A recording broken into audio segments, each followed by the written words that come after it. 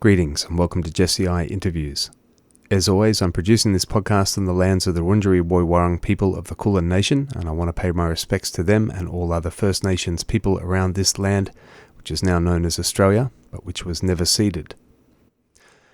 This episode features an interview that is quite special to me, because it's actually the first interview I ever conducted, way back in 1998. I still remember how nervous I was leading up to it. It was recorded via telephone late at night at the RMIT student radio station SRA-FM, which later became SYN-FM. I believe I did this one primarily for a street press article at the time. Wasn't actually intended for radio. It features a legend of UK reggae and dub music, the Mad Professor. A pretty good choice for a first interview when I think about it. He's a very humble and down-to-earth person who's very easy to talk to. As regular listeners would know, I like to present interviews here completely unedited, even including the casual talking before and after the official part of the interview. But in this case, I sadly do not have it. In fact, all I have of this interview are 3 clips from it, which I must have edited out to play on the radio at some point. So you won't even hear the usual intros and outros, or the usual questions like where were you born and what was life for you growing up. But let's get straight into it. Jesse I Interviews Mad Professor back in 1998.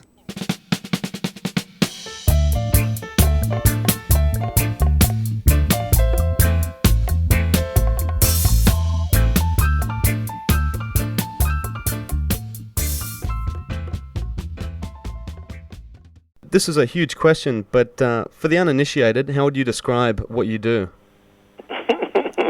What I do is anything at any time.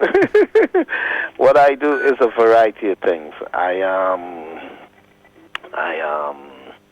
a mixer, I'm a producer, I run a label, I think up ideas to get the best out of music, you know? Right.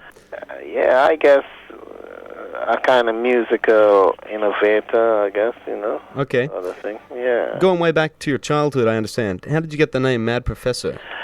Well, I used to, when most kids would be playing with football and cricket, I would be there with wires building things and, you know, right. different gadgets, you know? I heard you built your own radio when you were quite young.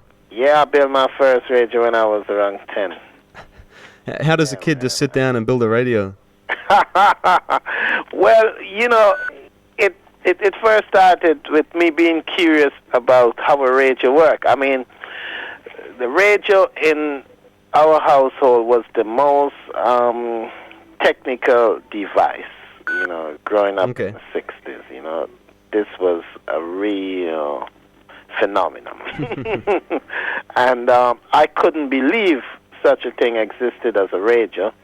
So I tried to open the back of the radio to see how it worked.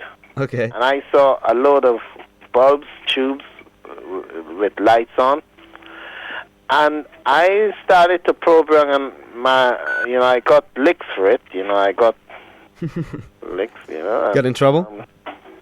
Yeah, I got in trouble for it because I was damaging the big centerpiece of the household, which was this radio. Right. I know it's hard to believe in 1998, you know. But then after that, my curiosity continued, and I thought, well, let me find out how this thing works. So I got some books, and I just tried until I got myself a radio. Excellent. That worked. A crystal radio with a 1 transistor amplification, and it was exciting, man. Okay. So, and now you're at the point where you own the biggest black-owned recording studio in England? Is that right? Yeah. Well, you know, even not the Rewa thing. The Rewa thing is like an evolution, because, you know, it didn't start out to be that. You know, it didn't. Right. You know, it's just an idea. I had to build a studio, and At first, it was a joke to most people. Then it started to work. Right. And it became a serious joke. A serious joke. Yeah. So it was in your house for the start?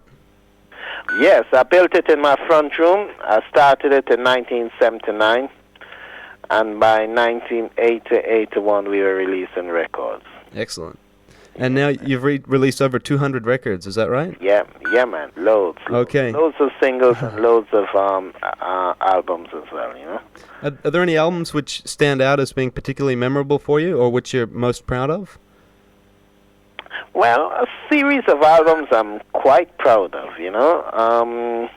I'm proud of the first one because I thought, well, let me put this together, and I gradually got it together how I wanted it. Right. And it was like a concept of album, Dub Me Crazy. Right. The first one. Yeah, first one. Very, very exciting. Excellent. But other highlights of the albums is things like the first Pato Banton album, Mad Professor Captures Pato Banton. Right. Very exciting album. The Maccabee album, Sign of the Time. Right. Great album. Excellent.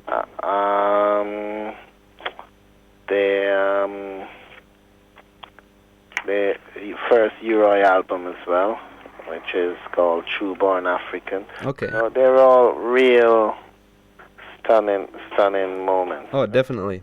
And you've done a lot of work with Lee Perry as well. Yeah, man. Yep. I once heard a rumor that he was sleeping at your studio after his wife kicked him out of home. Is that story true? Yeah, it's not a rumor. It's true. What happened? He came in to record. This is when we were recording the Black Ark Experiments album. Right. Very good album. Yeah. That was maybe around 94, I think. Mm-hmm.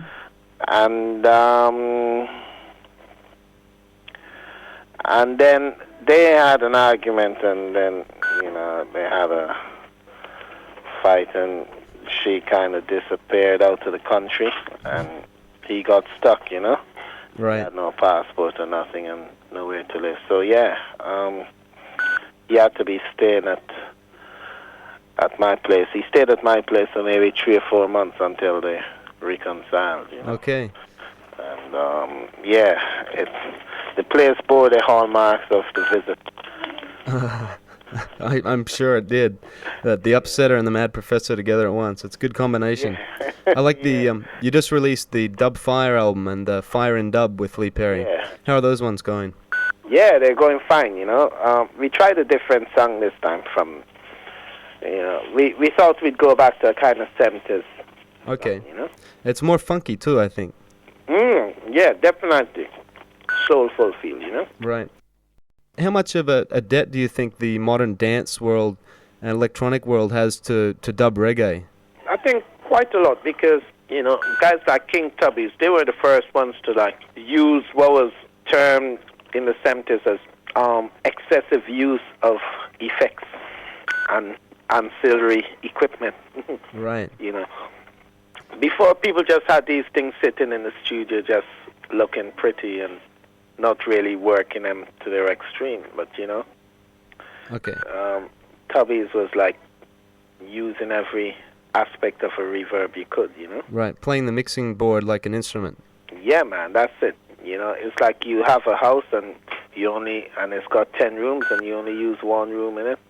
That's how it was in general, Okay. before Tub started, So with the Dub Me Crazy stuff, you seem to like using bizarre effects in there and kind of shocking the listener there. Mm-hmm. Where does that come from? Well, I guess it's part of that concept to push effects to their extremities, Okay. Have them belting out, have them talking. Right. Okay. Yeah, man. And what about the Black Liberation dub? What's the concept behind that series? Concept behind that is just to make a powerful album that's not so crazy with effects, but more like taking a listener into a kind of militant mood. Yeah, man. But dub all the same, Yeah, some heavy roots in there. I love that stuff. Yeah, man. Very heavy roots. And one thing I notice on a lot of the latest releases, You've got the warbler effect, where you describe it as the bass sounds like it's walking out of the speakers. Mm-hmm. I love that one. How did you find that effect? Well, I thought one day I'd go back to my electronic things. I came up with this thing, you know. I thought, okay, let's work it and see how it goes, see how people like it. And so far, it's getting a good response. You know? I reckon it's pretty exciting. Yeah, and it's kind of unique. From you hear that on a record, you know it. You know. I've heard no other reggae that sounds like that. That's for sure. Especially, it stands out really well on the Chucky Star album. I love that. Yeah. I must admit that was the first album that had it, you know, and it certainly went with it. It had even people in the reggae market who aren't so adventurous normally. Mm-hmm. It had them kind of saying, yeah, that's interesting, you know. Chucky Star he's a real great young sing-jay. He sounds a bit like Capleton, I think. Yeah, man, he's really popular in London. He's like the most popular DJ right now, or sing-jay in London. And, you know, he's like, he's doing great things. People like him a lot, you know. So you've accomplished so much already. You know, what is in store for you? What is there anything else that you feel like you've got to do in the future? Or loads. If I don't, I might as well stop. Yeah, man. You just have to do what you have to do, you know. You get inspiration every day, you know. Every day you get ideas and inspiration. You just have to keep at it, you know. So you're constantly busy cranking them out. Yeah, man. Loads of ideas, you know. Never quite enough hours in a day to execute all the ideas. But, you know, I'm working at it. Excellent.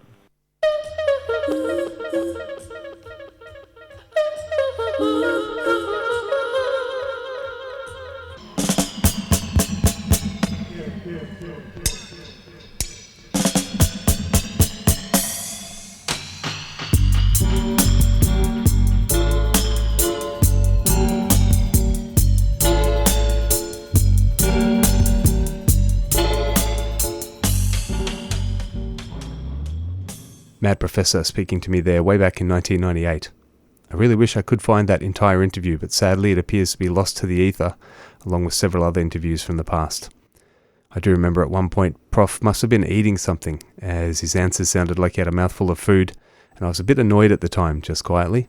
I get it now though, the poor guy probably had hours of back-to-back promo interviews that day, as I think this one was actually organised by a publicity company. He was probably just trying to get a snack in. That's it for this one, but I should mention that Mad Professor is here in Australia this month of March, so if you're listening to this while it's fresh off the press, so to speak, check him out. Big thanks as always to my Patreon supporters, the Dons Armageddon Time and Rasta Tony, the Real General Empress Irie, me Idrin Tom Taniki, and me Chaji DJ Pablito. Thank you very much for listening. Eyes every time.